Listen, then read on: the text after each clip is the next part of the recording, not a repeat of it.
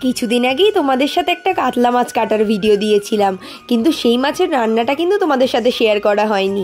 সেই দিনই কিন্তু রান্নাটা হয়েছিল, কিন্তু এতই ব্যস্ততার কারণে না ভয়েস দিয়ে এই রেসিপিটা তোমাদের সাথে শেয়ার করতে পারিনি। তাই এক এক করে একটা করে ভিডিওগুলো শেয়ার করছি তোমাদের সাথে। কাতলা মাছগুলোকে ভালো করে পিস পিস করে নিয়ে ভালো করে ধুয়ে নেওয়া হয়েছিল। তারপরে মাছের মধ্যে নুন আর হলুদ মাখিয়ে কড়াইয়ের মধ্যে সর্ষের তেলটাকে টনটনে করে গরম করে নিয়ে এই কাতলা মাছগুলোকে ভেজে নিতে হবে। খুব যে কড়া করে ভাজতে হবে সেরকম কিন্তু একদমই নয়, মোটামুটি একটুখানি মাছটা ভাজা হলেই কিন্তু নামিয়ে নিতে হবে। কাতলা মাছ কিন্তু ভাজা হতে খুব একটা বেশি সময় নেয় না। আর সবচাইতে বড় ব্যাপার, এই মাছটা তো ঝোলেই যাবে, তাই যদি কেউ অর্ধেক ভাজা করেও নামাতে চাও তাও কিন্তু ভাজা নামাতে পারো।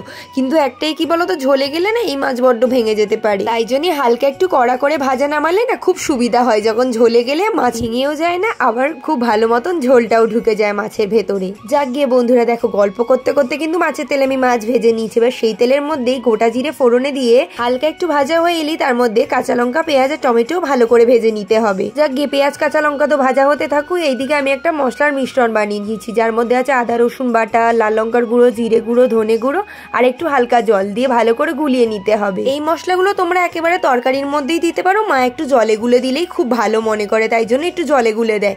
তারপরে দেখো পেঁয়াজ তো ভালো মতো ভাজা হয়ে গেছে, এবার তার মধ্যেই মশলাটা ছড়িয়ে দিতে হবে।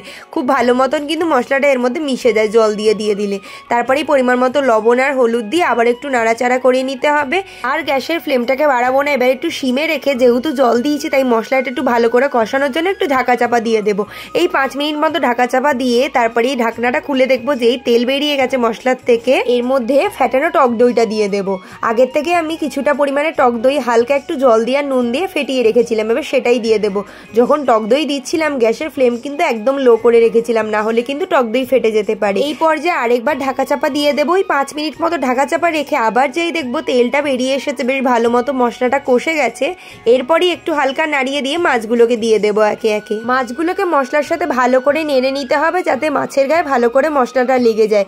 তারপরেই কিন্তু পরিমাণ মতো জল দিয়ে মাছগুলোকে একটু ঢাকা চাপা দিয়ে রাখতে হবে, যাতে মাছের ভেতর অব্দি মশলাটা ঢুকে যেতে পারে। জলটা কিন্তু একটু বুঝে শুনেই দিতে হবে, কেন বলো তো, আগের থেকে কিন্তু দই দেওয়া আছে, দইয়ের থেকেও কিন্তু হালকা ভালোই জল বেরোয় এখন কষানোর পরে। জলটা দেওয়ার পর কিন্তু অবশ্যই একটু ঢাকা চাপা দিয়ে দেবে বন্ধুরা। আমি কিন্তু এখানে না ভিডিওটা নিতে ভুলে গেছি, তোমাদের সাথে শেয়ার করা হচ্ছে না ওই জন্যই।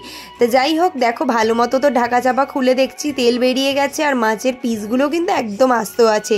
তারপরে একটুখানি শাহি গরম মশলা গুঁড়ো দিয়ে হালকা নাড়িয়ে চাড়িয়ে ধনে পাতা দিয়ে গার্নিশিং করে দিতে হবে। ব্যাস বন্ধুরা, রান্না কিন্তু পুরোই শেষ। এইবারে কিন্তু শুধু খাওয়ার পালা। দারুণ হয়ে তৈরি হয় কিন্তু বাড়িতে। কিন্তু অবশ্যই এই কাতলা মাছের চটজলদি পথটা একবার বানিয়ে দেখে নিও, খুব সুন্দর লাগে। কাতলা কালিয়াও না, কাতলা রেজালাও না, এইরকমভাবে কাতলা মাছের একটা ঝাল বানিয়ে দেখবে, প্লেট নিমেষেই ফাঁকা হয়ে যাবে। তাহলে আবারও দেখা হচ্ছে নতুন কোনো ভিডিওর সাথে। আজকের জন্য বাই।